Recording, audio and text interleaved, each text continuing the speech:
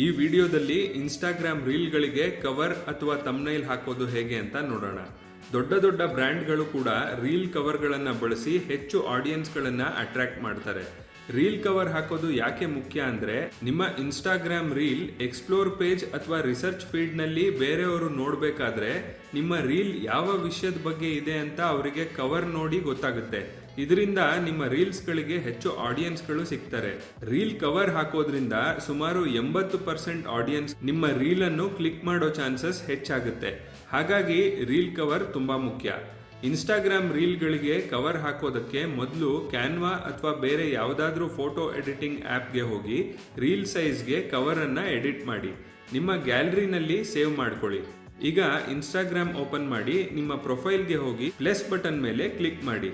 Reel option ಒತ್ತಿ ನಿಮ್ಮ ಗ್ಯಾಲರಿಯಲ್ಲಿ ಇರೋ ರೀಲ್ ಅನ್ನ ಅಪ್ಲೋಡ್ ಮಾಡಿ. ನೆಕ್ಸ್ಟ್ ಬಟನ್ ಒತ್ತಿ.